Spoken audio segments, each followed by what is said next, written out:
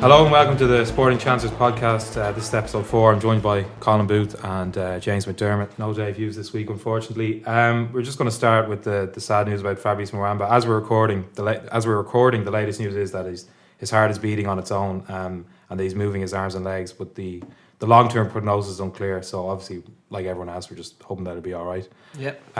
It was. I thought. I have to say, there's not a lot that else can be said on this really. But I have to say, I thought Howard Webb did brilliantly. I thought he was very decisive in the manner of dealing with it, and the fact the Premier League allowed the game to be cancelled. And it really was the only course of action, because you could see it wasn't. It does, and it's been said, and it's probably become a bit of a cliche even at this early stage. But it does put sports into perspective. Everything else into perspective. And actually, that's reminding me of one of the... Sepp Blatter has done many really, really bad things over the years. Many. But this nothing comes on a par as anything as despicable as his decision not to cancel the Confederations Cup final in 2003. Yes. Yeah. After Cameroon and after Mark Vivian Foe. Of course, thankfully it hasn't come to that with Muamba, but Mark Vivian Foe died on the pitch, of course. Yeah, tragically. And France and Cameroon were in the final of the Confederations Cup, and both teams wanted it cancelled. And Blatter, as head of FIFA, refused, and that was, as I said, the most despicable thing he's ever done by far. And so thankfully other people have seen sense this week. And thankfully, there seems to have been a taking into cognizance of these, the sudden death syndrome. Yeah. Whereby within 30 seconds, there was a defibrillator on the pitch. Yeah, no, it was brilliant. So as I said, hopefully by the time people are listening to this, there'll be even better news regarding Fabrice Muamba. We're going to start with the GA club final on Paddy's Day at Croke Park. So kind of on one side was the aristocrats kind of the club game, Crossmaglen Rangers, 5 titles since 1997. And then on the other side, a kind of a great story, Gary Castle, first Westmeath team ever to reach an All-Ireland club final. So the game ended in a draw. Good game, was it, James? An absolute cracker. Everything that's good about the sport of Gaelic football. Excellent. Which, you really don't see too much of these days. But I think the club game actually has been surprisingly good over the last 3 or 4 years. And this is just another example of that. So Gary Castle were ahead for much of the game. Crossmaglen didn't lead for the entire match. I think maybe, because I know Gary Castle they've been underdogs the whole way through. But I know, obviously I'm a Bridget's man, and I know we underestimated them. I know Bridget's Roscommon underestimated them, because my uncle's a selector there, and they definitely didn't really see it coming. And I think Cross might have done it as well. Right. They really should have learned then. Now it has been a trend of crosses throughout the championship to concede quite a lot in their first halves and to claw it back, sometimes quite spectacularly, and win at a canter. But they have given the impetus to whoever it has been that they faced coming up through the championship thus far, and they did it again against Gary Castle and just about managed to get away with it. I think it was a lot less pronounced than this. They didn't necessarily fall a whole lot behind, and then the second half was kind of was not 5 points they were behind at half time? The goal came as a bit of a shock, but they didn't deserve to be 5 points behind now. And they to be honest, with the chance they missed as well, open play, Gary Castle dominated. They won all the breaks in the first half. Second half was totally different, but efficiency of Jamie Clark and McConville in the first half for Cross kept them in it.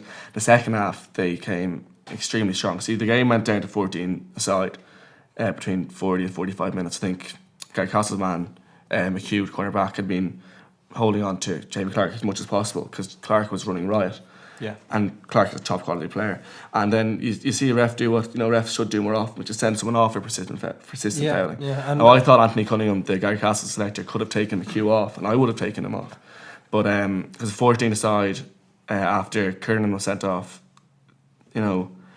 it suited Cross more, especially because they do grow into games. I watched their game against the Bridges of Dublin that they played, and Desi Dolan that day was brilliant. He was kind of went to the well one last time, great kind of performance. Well, he's gone twice since. So I was going to ask, how did he get on Paddy's Day? He's a class act. He was out himself and Mulvihill. Mulvihill being the full forward. They're the two target men really. Mulville, high ball option, very big and strong, and Desi Dolan's always out in front of his man, always. And you wonder where he's getting that pace from at this age. But I remember I saw him, say 56, 57 minutes into the game, back in his own half, winning a ball and putting it forward. He looked dead in his feet, but he was still plugging away. McConville at 36. And for Costa Glen was still motoring after a tough week of watching Cheltenham idly. As you say, there's been some good quality. Tasteful that. Just, Well got in there. But as you say, there's been some good quality football in this over the years, and yet the attendance, I couldn't find the attendance unfortunately, but it looked really poor. And this is considering the hurling final was on as well. It looked really, really bad from the telly. Why do you think people don't go to club matches? Well, I think it's obvious. I mean, you don't find that many neutrals, watching any football, and perhaps the reason is because at intercounty level, the one that gets the most exposure, the quality isn't good enough. But I think I agree with you. I think there's a problem in Irish sport generally. I don't think we have a very good culture in this country of going to sporting events as neutrals. I also think Ireland England was on, just after 5 o'clock. I mean, I don't know. It was on. I missed the start of the Ireland England match watching this one. The reason is, I mean, Carricastle is a small enough club. No, but my point is about the neutrals. But I don't think you're ever going to fill out Croke Park with neutrals only, which is what you're pretty much asking to be done. But if you take the example from other sports, I mean, we had a European Cup rugby final here between two French teams that didn't fill the stadium. We had a UEFA Europa League final between two Portuguese stadiums. A level of football a level of soccer, association football we won't see, here in this country, and yet we couldn't fill the stadium. So I do think it's just the best sports fans in the world kind of thing. I'm just not sure. As neutrals, we can't really seem to fill stadiums like they can in other countries. Yeah, no, I agree. It's just I think that the club finals is a big ask. I'm not asking them to fill the stadium. I've always been a believer that sample stadiums should be used for club finals. Okay. Because the surface is brilliant anyway. And I remember I was at the All-Ireland semi-final back in 2003, and the atmosphere is fantastic because you filled out quite well. And that was semi-final, I imagine the final would fill out equally well. It's just a case of giving the players their day in Croke Park, I suppose. Yeah. But back to the match anyway. Anything else you'd like to know? Well, just looking towards the replay, really. Have Garrycastle blown it, basically? Yes, in one word. No, the thing is, both. But they keep as you say, every time they've faced the two St. Bridges, they've gone into the final now. Every time people have said this is the end of their run. There's always that idea that small teams replays aren't an option. An option. I mean, you either catch them on their day off or you don't. But the thing is, both teams I think will think they left this behind because Clark had two very, very good goal chances there in the second half. One in the last 5 minutes that he pulled out of, I thought, didn't get his fist on it and should have put it in the net. And yet Garrycastle will think, had he been a bit smarter, not allowed McHugh to be sent off, and maybe just put a bit more out around the middle to prevent crosses sweeping up of all the breaks, they would have easily seen the game out. 5 points at half time is a huge lead to throw away. Right. But with a replay, Crossmaglen's first choice centre forward, their captain, their talisman, Stephen Kernan's when he's back, and he's a class act. And I think I don't see them going out there with the same naivety they did about the quality of Garrycastle. Right, so we're going to move on to rugby. The Six Nations at Twickenham, Ireland were hammered, I think, is really maybe not totally on the scoreboard, but it was a harrowing experience for all who watched it, I would say. So basically the scrum, which is obviously where we have to start, was it all on Tom Court? Well, I don't think you can say it was all on Tom Court.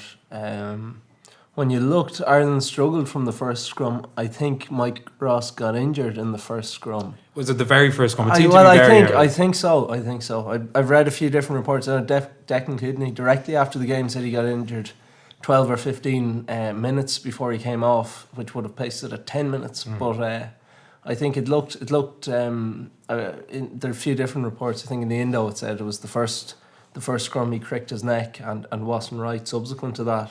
As obviously as unlucky as Court was in the sense that it's not his position, should anyone really be that technically bad at this deficient level? Well, I think there has to be a few different things that come into it. Neil Francis laid a lot of the blame at Jamie Heaslip's door.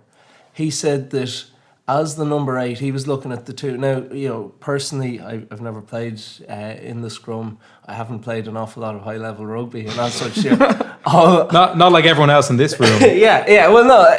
Obviously, what I'm doing here is I'm basically parroting things that other people who are more knowledgeable have said, and which I think sound reasonable. Yeah. But Francis's analysis of it was that Ben Morgan, the English number 8, was keeping both his second rows compact.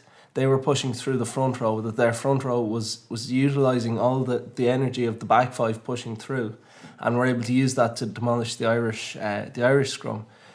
Conversely, he said that Heaslip wasn't engaging properly in the scrum. He wasn't keeping his second rows in tight, and he was saying that was causing difficulties for his front row, seeing as they didn't have as much power coming through from the back five. It's an interesting point, and on Heaslip generally, he hasn't played well, certainly in an Irish jersey, in maybe 18 months. Well, it's tough, because at one stage he was threatening to be the best number 8, never mind in the Six Nations Championship, but probably globally. Well, I mean, I think there's little doubt that Parise is now, certainly. I think. Well, yeah, you'd have to say that'd be the consensus, or maybe Ciarán Reid over in New Zealand. Okay. But do you think his place is under threat in the team, or should it be? Is there anyone else there? I don't know that there is anyone else there. I've heard it mooted, maybe moving Sean O'Brien to number 8 to get the best out of his ball carrying.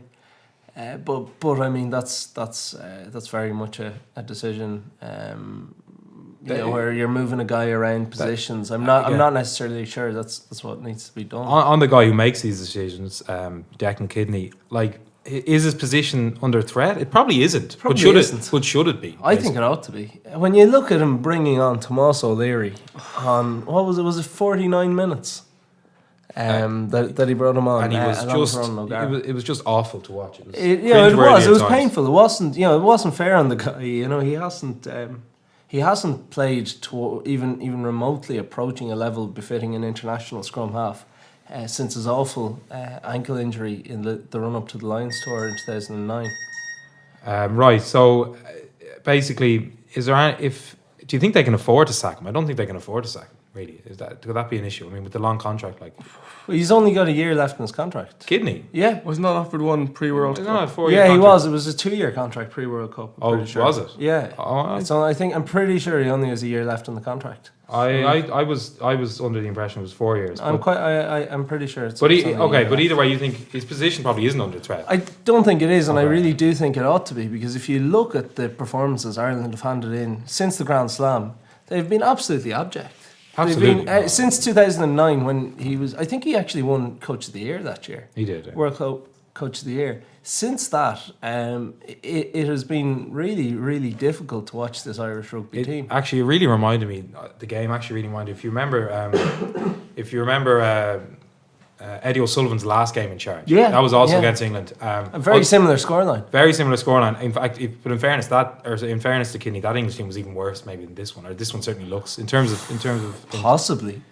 Well, the England seem to have gotten their act together. I have to say that. Well, what did they do? They beat an abject France team, to reuse that word, who when they started to play with 10 minutes left on the board, I think they got a try, and they looked like they were sort of moving inexorably up the pitch when Tadhg went for a drop goal. I'm not so sure about this England team. I don't think they're as good as the English press are making them out to be. Okay, so you think it's basically the poor standard of the championship. Yeah, I really do. Yeah. So looking forward then, of course, Wales, again, it was a case of them getting the job done. It wasn't great to watch. Much like us, I thought in 2009, they was just. Yeah, I think that's a fair analysis. They kind of, and there's no such thing as a bad Grand Slam. I don't think you can say that. Whereas the standard, but they were definitely helped by the standard of the tournament. But they were very close to losing to England, and you can't. No, they were. Yeah, piece of individual. Very close to losing to us. True, although they really deserved to win on the day, I think. Well, to be honest, I'm not so sure about that. I mean, when you're relying on a refereeing error in the 80th minute of the game to give you the shot at goal you need to win it, they were the most superior team in the day, though. Probably.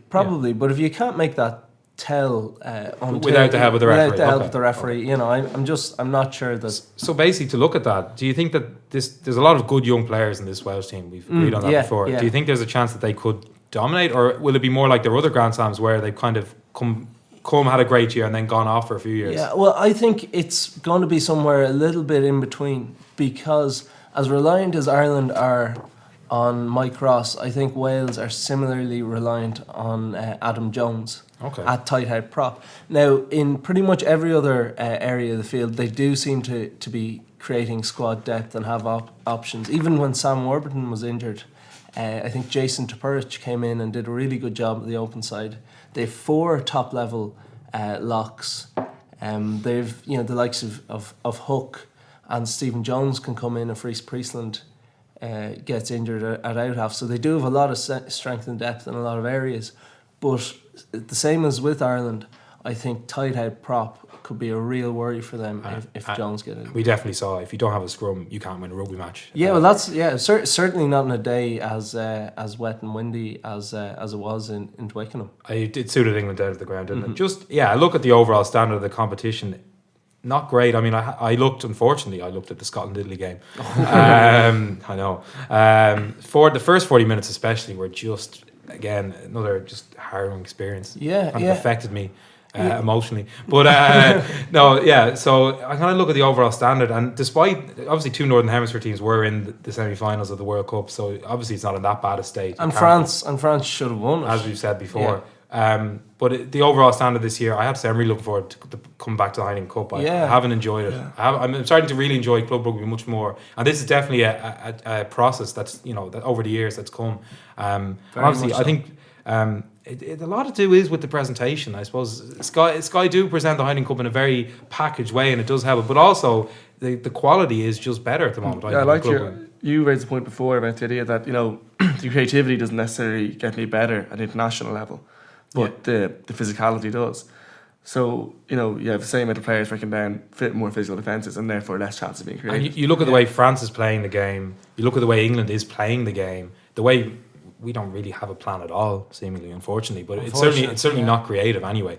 And Wales have played some creative rugby, but as we said, they mostly just, once they became clear that they had a great chance of a Grand Slam, they really just grinded it out. Yeah, they did. But Wales, they have a game plan.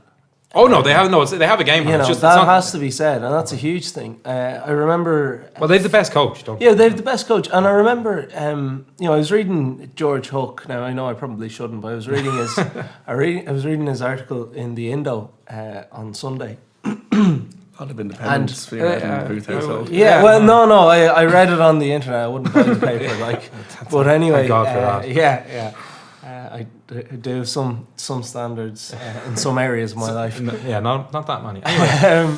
But one of the points he was making was that he seemed to be contending that because Leinster and Munster had such definitive and sort of disparate game plans, that they were employing different game plans, but they knew exactly what they were doing, that this was impacting on the Irish team in a negative way. Now, personally, I wouldn't put much stock by it. Yeah, I'm not sure. I think you. But what I do want to say is, in this context, when Gatland first came into Wales and when they won their first Grand Slam, what he did was he had an idea for a game plan, and it was very much associated with the blitz defence. That they've used to great effect again in this tournament. Yeah. Their defence has returned to where it was with Sean Edwards. Yeah, really have sort of rediscovered his mojo, to use the phrase. Yeah. But what he did was, in his first game for the first Six Nations, he started 13 Ospreys, because they were the team who were most familiar with the type of game plan he was trying to implement. Now, over time, he's brought in different players from the different regions in Wales, and has used, he's incorporated them into this game plan gradually. Okay. But he had from the outset a definite game plan, and he brought in the players who knew the game plan in the first instance. And it was the game plan came first, a bit like Trapattoni, I suppose. It was the game plan which took precedence, and then he gradually incorporated the players who best suited that game plan, and definitely he certainly tweaked it and used it and reacted to the way modern rugby is going. But I think that's something that has to be done in Ireland. You have to get a game plan in place, and then you select the players best suited to that, and see if you can make something out of it. Well, let's hope. Let's hope there's a real improvement there, because, as I said, it was not good, and it hasn't been good for a very long time. No, it was abject. Yeah, we've had two good performances. We've had the Australian, the English one, and they both, unfortunately, the English one last Six Nations, obviously, and they've both been false dawns. Unfortunately, they've appeared both as false dawns. So we're going to move on. We're going to move on to football. The Champions League draw this week after Chelsea's. It was a great game. Chelsea beat Napoli. It was one of the real great European tie. You know, kind of the excitement. Whenever Napoli play, there's always great excitement. And the draw was made this week, and Real and Barca avoid each other. Does anyone see any possibility of Real and Barca not meeting each other in the final in Munich? There's always a possibility. Right, but do you think football? Yes. Do we think though? Thanks for that. You're really helping me here today. Do you think that?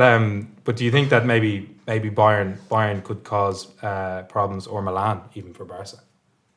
Well, Pep Guardiola, I think, before the draw was made, said that AC Milan were the one team he didn't want to face because of the fact that they played them twice in the group stages. Now, obviously, they come out on top over the course of those games. But they're very close though. But Milan, set themselves up in a way that it certainly wasn't a walkover for Barca. And now, personally, I think that could work in their favour. That they'll be very much motivated for it. That's true. They seem to have raised it for the Champions League this year. They've dropped a lot of points, a lot of silly points in the league. Yeah, although they seem to be raising it in the league as well. Quite recent. They have improved, but of course although Real finally dropped points last night, Malaga scored in the 92nd minute. Beautiful free kick from Cazorla. But Real have a great shot. Apoel, that'd be a bit sad. It'd be like, Bambi's mother getting shot or something. Apoel, they're going to get hammered, and then Bayern versus Marseille. Bayern look in imperious form. They've got 20 goals in the last 3 games. When Robben and Ribéry play, I don't know how much people rate Gomez. I kind of think any striker with Robbery and Ribéry. Robbery. Yeah, daylight Robbery. Yeah, basically. Robben and Ribéry, on either side of him. I think not had a great few weeks, the pronunciation. No, but I did like Cazorla. That was nice. I concentrated on that too much, and then I took Robben and Ribéry for granted. And I thought people would. You can't take things for granted. No, you can't. It's top level sport. Particularly not Ribéry. No. And then Chelsea got a nice draw. Benfica, after their Lazarus-like comebacks in the their amazing ability. It's all obviously down to Roberto Di Matteo. He's clearly managed. He's Terry's assistant, is he? Yeah. I think I'm surprised they have. I suppose there's a lot to ask for Terry to do the press conferences as well. But, I think. And to be honest, if you were in the Chelsea hierarchy, would you really want John Terry put in a position where he could say something that maybe not everyone would agree with? I know. I can't believe that I suppose the trial is coming up in the summer and all that, but it does seem to be completely brushed under the carpet. Like whenever I just was thinking, I even crossed my mind when they were interviewing the other night, and it was a big congratulating thing with him and his best mate Frank, and it was just like, this guy is on trial for saying a racist remark. I think he's been targeted by 2 foreign managers, and in Capello and Villas-Boas. Well, Capello was offended, in fairness. And I think in response to those racist allegations or allegations of racism, he picked Drogba against.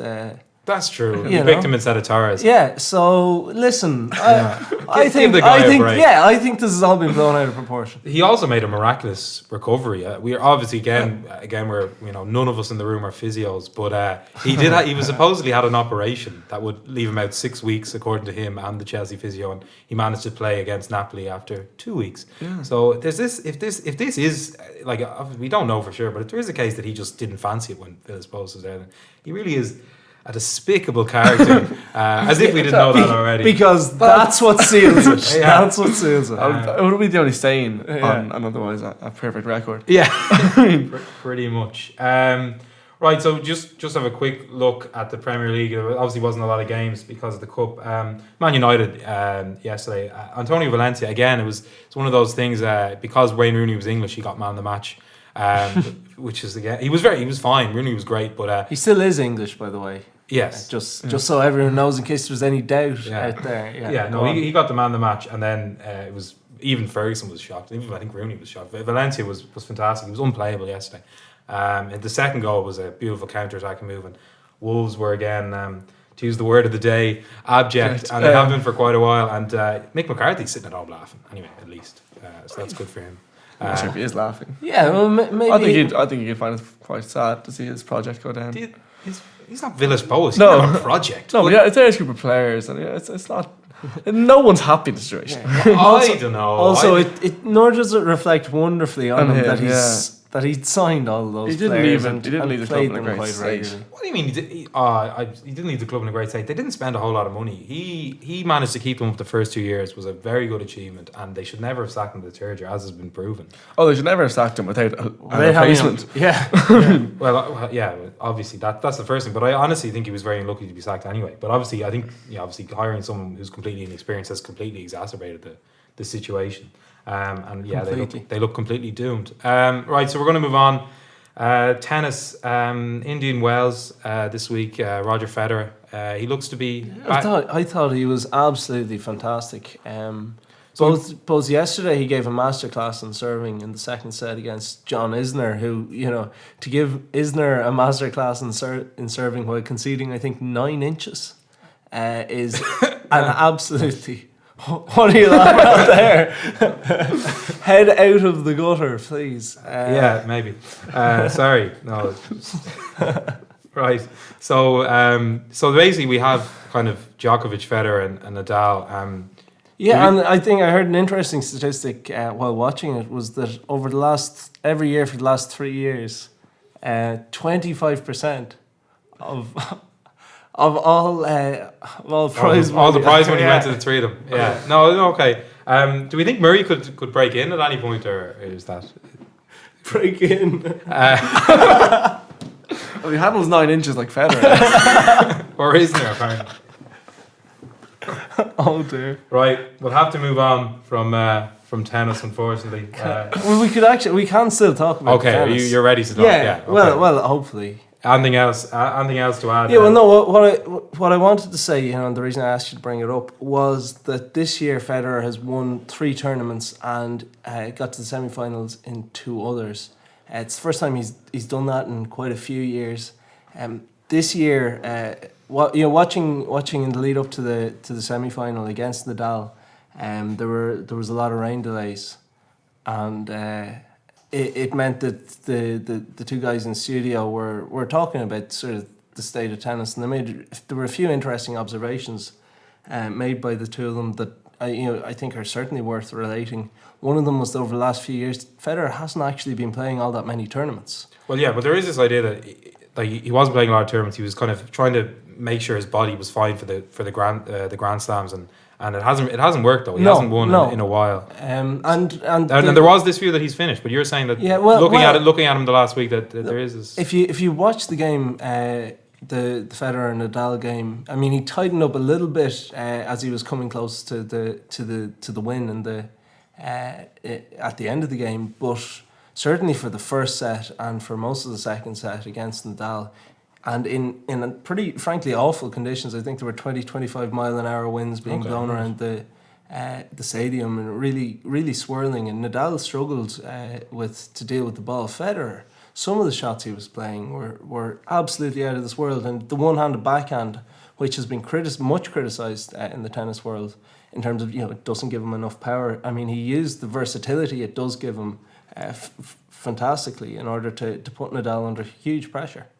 Right, so as I said, let's hope he can come back, because it would be as good as the Nadal and the Djokovic Federer rivalry has been. I've talked about it before. It's absolutely fantastic, and the last Australian Open final was just a classic. Unbelievable, yeah. But if we could ever get a game again like Nadal and Federer at Wimbledon, oh my God, the second final they played, which the third final actually, the one Nadal finally won. The dim lights. Yes, the one where the flash buzz at the end and kneels on the ground. It's just an absolute great moment, and those finals were just as good as each other. So you can add a third guy into the mix, and maybe maybe Andy Murray will come up at some point. Maybe. I don't. I think I like Murray more than a lot of other people do. Yeah, no, I'm fond of him as a, he seems like a stand-up guy. Stand-up guy. Well, no, he does. He seems to add a bit of character to proceedings, and he is a very, very good tennis player. I think he's very unlucky. But very much so. I agree with that. I really think he's very unlucky. If you think that Andy Roddick and Leighton Hewitt have won Grand Slams, and Murray is definitely at a better standard than they were when they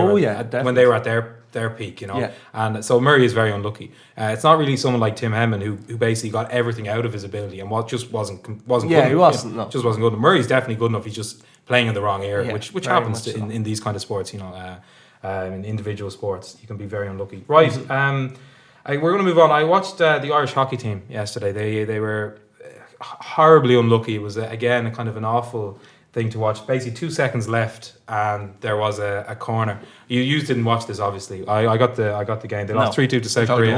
Yeah, the last hockey match I watched was I think it was the under 15 C's in Alexandra College from my bedroom window. The less said about that, the better for everyone. Although I do know the story and it's not anywhere near as dodgy as it sounds. Well, listen. I mean, dodgy. That's right. So that basically, could be more about your perspective than anyone else's, Conor. So there was 2 seconds left, and they had a kind of a free kick, and they just whacked it in and deflected it in the net. 2 seconds to go, and they were out of it. They lost, and it was just heartbreaking. I thought we should mention it. How does one take a free kick in hockey? Free hit, and the terminology is nearly the same. That's what I found. Yeah. I don't know a lot about it, but I thought it should be mentioned because they put in a huge effort and it took very close. Yeah, 4 years, and South Korea are much higher ranked than they were, and they beat a lot of teams that are higher ranked. Yeah, I know, and it was just a horribly unlucky, a near miss, a very near miss, and we do them in Ireland. Yeah, moral victory. I think. Well, this country was built on a moral victory, and we have the 96. Just in case people didn't get where I was going with that, but so we do them very well, and unfortunately there was another one yesterday. I also just going to mention before we finish up that the Ireland cricket team are in their 2020 qualifiers at the moment, and obviously it's a big deal because they're trying to move on to test status at the moment, trying to prove that they're best associate by considerable margin. They're actually struggling. They're going to have a struggle to qualify. They lost one game to Namibia, which means that they're going to have to win out now. They've qualified for the playoffs, which means they're going to have to win 3 games in a row against good sides, teams like the Netherlands and Canada, who have caused them trouble on occasions in the past. So look out for that this week, and hopefully they'll do it. And it'd be great to see them in the World Cup, because this time last year, remember how brilliant it was to beat England in a World Cup. That was the 50 over event, obviously. But I think if people who aren't into cricket, and I know there's a hell of a lot of people who aren't, 2020 is the sport is the version of the sport that you want to go to, because it's very fast. It's the gateway drug. Yeah, I think it's kind of quick and exciting, and it gives most people who maybe wouldn't have a good knowledge of the game. You don't have to learn a whole lot about it. You can just kind of sit. How do you feel with the future of cricket in Ireland and its ability to get tests? Well, you see, I think there's a massive problem that basically all our best players have been robbed and will continue to be robbed by the neighbours next door, and it's a bad situation, because we basically, George Dockrell at the moment, he's 19 years old, he's a fantastic spin bowler, he will be a quality test bowler, and he won't be playing test cricket for his country, he'll be playing test cricket for England more than likely. Morgan has already gone over, Joyce went over and has now come back, but the rules are that once you change to a test team, you have to wait 4 years before. So Joyce was thrown on the scrap heap after 6 months with England, and Ireland had to wait 4 years to get him back. So the thing seems entirely unfair, and obviously that's why they really want to get test status. But I don't know if we have the domestic structure to bring in test status, plus the money. I mean, it's a hell of a lot of money. Yeah. But the interest in cricket since 2007, since the first big World Cup against Pakistan, has been huge, and they're actually already starting to reap the rewards in terms of playing numbers. So hopefully that'll continue. And they are in terms of overachieving, they're one of our best sports teams, and I really think they deserve a lot of exposure, because they've given me a lot of excitement, and the fans a lot of excitement over the years. And I think they've constantly punched above their weight, which is always good to see from an Irish team. More exposure equals more excitement for Conor. And I think that's where we're going to have to end it. Right. Thanks, lad. Thanks, James and Colm, for coming in. This was Conor Hayes here. It's produced by Tadhg, Prendiville and Ciarán Schutte, Alex Flood on sound. And we'll see you again next week, hopefully, if we're let back on the job.